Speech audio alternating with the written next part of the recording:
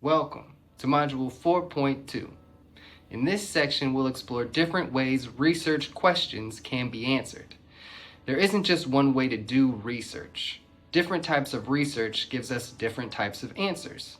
And that's why your role in helping decide how to approach research is important. Remember, if you're going through the training independently, make sure to open up the training guide link to Module 4.2. Once you have decided which question you want to answer, remember that the next steps in the scientific method are to make a hypothesis, to make a prediction, and to test your prediction. However, you might be wondering, what's the best way to find out the answer to the research question? The answer is, there are many ways to find answers to research questions. The best way to find out depends on the question you are trying to answer. Let's talk about approaches to answering research questions. In Module 2, we define basic research as the type of research that helps us understand how things work or why they happen. It helps us build general knowledge that might be useful for solving problems in the future. Effectiveness research looks at whether a program or service works in real-life settings. Implementation research studies how to get programs and services into the hands of the people that need them, and what helps or gets in the way of success. Generally, we can group research approaches into quantitative and qualitative. When you think of quantitative, you think of quantity or quantify. With that in mind, quantitative research focuses on looking at things that can be measured using numbers. In basic research, quantitative research helps us look for patterns that could be true across many people within a group, or multiple groups of people. For example, in basic research, a researcher might use surveys to measure how stress levels relate to substance use among new parents.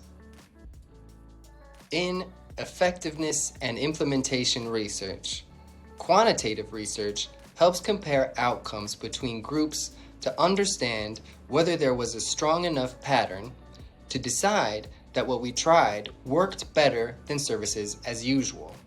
For example, in effectiveness research, a researcher might compare how many people stayed in treatment with and without transportation help. Quantitative research helps us quantify our outcomes. Quantitative research often uses surveys with yes, no, or multiple choice questions, medical records to measure health outcomes, administrative data like how many people showed up to appointments, or standardized tools like mental health screeners.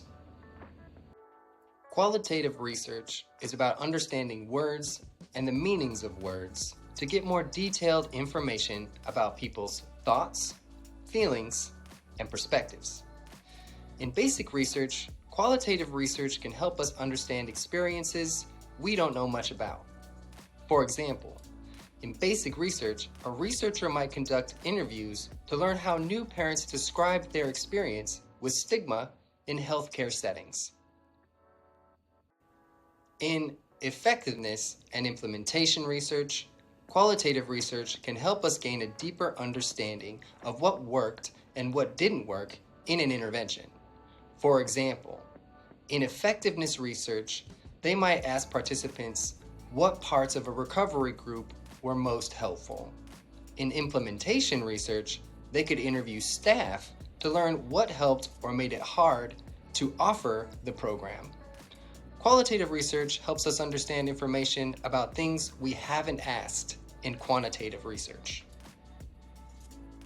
Qualitative research often uses interviews that allow people to share their experiences, focus groups to hear shared or different opinions, observations to see what's happening in real time, and open-ended survey responses. To summarize, quantitative research often uses surveys with yes, no, or multiple choice questions, medical records to measure health outcomes, administrative data like how many people showed up to appointments, and standardized tools like mental health screeners. And qualitative research often uses interviews that allow people to share their experiences, focus groups to hear shared and different opinions, observations to see what's happening in real time, and open-ended survey responses. We can choose to use quantitative approaches or qualitative approaches. We can also use both quantitative and qualitative approaches together. And this is called mixed methods research. Sometimes we used mixed methods research, which combines numbers and stories. You can combine information in different ways. For example, you could collect quantitative and qualitative data at the same time and then compare the results. Start with numbers, then use interviews to help explain the results.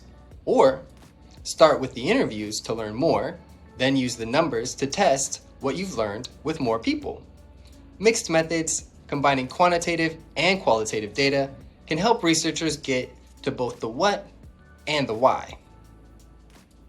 Think about a question that matters to you. Would it be better answered by collecting numbers, stories, or both? What would you want to measure or learn more about, and how would you go about it? Please pause the video while you record your responses. If you are following along independently in your Module 4.2 training guide link, make sure to use the guide to record your answer. Now you've learned about how we ask a question influences how we answer it. You've also learned that your insight can help guide the research approach, especially when you know what kind of information is most meaningful. Up next, we'll talk about who gets included in a research study and why that matters. You just finished all of Module 4.2. How do we decide how to approach research? If you are following along independently, make sure that when you complete the questions in Module 4.2 that you let your coordinator know you are finished.